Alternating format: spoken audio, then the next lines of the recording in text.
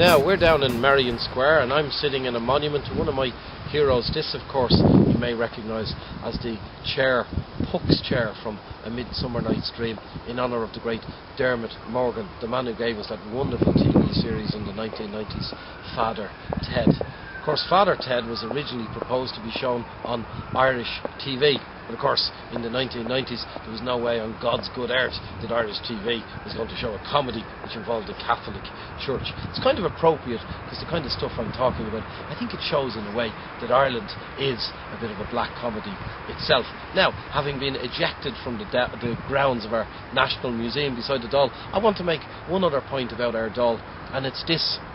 We have a Dáil of 166 TDs, and we also have a Senate of senators, wise older men and women who can help guide the country along the right route to take. Except I can't vote for the Senate because I'm not a university graduate. I can't vote in the Republic of Ireland because I didn't go to university. Isn't that wonderful? Now, if you travel around Western Europe, one of the things you will notice is that regional and local government is strong. If you're in countries like Spain and Portugal and France and Germany and Italy, if you're in a park or a public playground or a sports facility or whatever, if that's provided by your local council in Galicia, in Spain or wherever it might be, they don't be long about telling you. There's usually a sign to tell you. Local and regional government is strong, but not in Ireland, because everything is centralised in Ireland. It is the dead hand of Dublin. And I'm saying Dublin is a mess, and I dare say if Dublin is a mess, then I dare say much of the country isn't terribly well run either. And if you don't believe me, just think back to how well our authorities handled the floods of November 2009 and the freeze of January 2010. And gates were never got to preach. In passion and we hear them speak. Behind me, the great Bernardo O'Higgins. You may not have heard of Bernardo. He's a hero of a country that was in the news recently, Chile.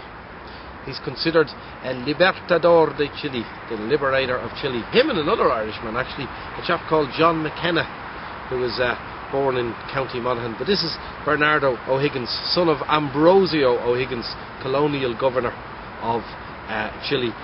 Bernardo was abandoned by his father, but he got his revenge because he joined the nationalists and helped Chile win its independence in 1810, I believe it was, from Spain. A few years later, the next door neighbour, Argentina, won its independence from Spain as well, helped by another man born in Ireland, Admiral William Brown, who founded the Argentinian Navy. It's interesting, you see, wherever there was a bit of trouble in the world, you usually found the Irish. But wherever there was people looking for their independence, you found the Irish as well. Not only in America and Australia, but also quite a few in South America as well. The reason I mentioned Bernardo, of course, is because, as I said at the start of the show, Ireland is an independent, modern republic, except one that doesn't work terribly well. And here's where I want to throw out my third suggestion. Not only do I think that Ireland should be a republic, a proper meritocratic society where the laws apply to all and everyone is accountable for their actions, and not only do I believe we should have proper local and regional government, but here's my third idea. I want to see a taxpayers' republic. And the reason is very simple. In most Western countries, the taxpayer is the backbone of society. It is the taxpayer and what's called the social contract, which came in really after World War II. You go to work, you pay your taxes, and then the government takes those taxes and in good faith provides the sort of things that make modern life worth living, like a healthcare system, education, good transport, parks for people to enjoy, and so on. That's the social contract, and it's the basis of most Western countries. Ireland has a form of social contract as well, and it's very simple. You pay your taxes, and then the government does pretty well what they damn well like with those taxes. We have certainly seen that over the last few years. I had no say whatsoever in bailing out Anglo-Irish Bank. I wasn't asked, and I have no say over how this country is going to recover. But I want to have a say, because I didn't screw it up, and most of the taxpayers didn't screw it up. And as a taxpayer in this country, I've been working for 25 years and paying taxes, and for most of those 25 years I've been crapped on by this government. I've never got nothing for working hard, being honest and paying my taxes. In my youth work and community days, I helped more than 200 young people out of long-term unemployment and into education and training. My reward for that from the government? Nothing. I haven't been at a hospital since I was 12 years of age, until January of this year, 2010. I fell on the ice, which our council refused to clear away, and I broke a rib, and I went to A&E in one of Dublin's hospitals. I sat there for 13 hours waiting for treatment. Behind me was a young girl, bent double with kidney or gallstones. She waited for 10 hours to be treated. At midnight, the drinkers and the druggies started to come in, and they get treated straight away because they apparently cause trouble. After 13 hours I was finally seen, and after 20 hours I was finally released from the hospital.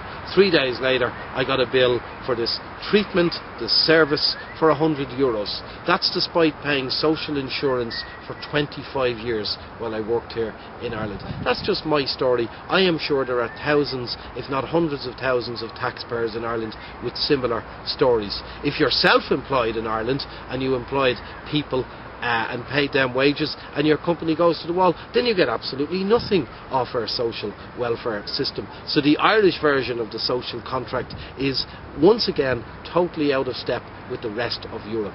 The more you work, the more honest you are, the less you get from the government. I lost a full-time job in July 2008. I had to wait 4 months for an unemployment payment. I was deducted €80 because I was honest enough to admit I had a lodger in the house. 25 years of work, and I get paid €116 a week as my thank you. So that's been my experience as a taxpayer, folks. Not a very positive one, and I dare say I'm not the only one in the same position. But here's the deal, folks. We have to create a new Ireland. The elite behind me in Dáil Éireann and other places have made a complete mess of this country, and they now want to desperately hold on to their positions of power.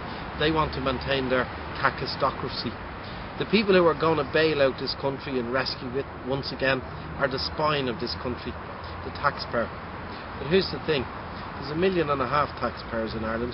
There's another 500,000 unemployed taxpayers, and there's well over 500,000 retired taxpayers. That's 2.5 million people in this country. That's over half the entire population of the country. We have to pay. They mess up, we pay. Okay, fair enough. Not much we can do about that. But here's the deal. From now on, folks, I think the taxpayer should be king. We don't need any more elites or cliques or vested interests or special advisors. We don't need them anymore. They failed, they failed again. Our young people are leaving because there's no jobs for them in this country. We need to build a new Ireland. We need to build it from the bottom up. The foundations of this country are all wrong. And if you know anything about building or architecture, you'll know that if the foundations are wrong, you can decorate the house any way you like. The house is still going to fall down. The foundations of this country are wrong. I think we need a new taxpayers' Republic of Ireland. The taxpayer is king. Joe and Mary taxpayer are the backbone of this society. Joe and Mary taxpayer, Joe and Mary parent, Joe and Mary pensioner, Joe and Mary small business owner. They're the backbone. They're the people who are going to pay. We're going to pay. We're going to call the shots. We can take this country. We will never have a better chance to take this country and turn it into what it's never been, a proper, open, accountable, democratic republic. Taxpayers' republic. I want to see, folks, what do you think?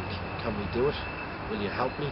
Can we organise a taxpayers group, maybe even a taxpayers party, and turn this country inside out and make it the republic that it should be, that it can be, that it never has been, but maybe someday soon it will be.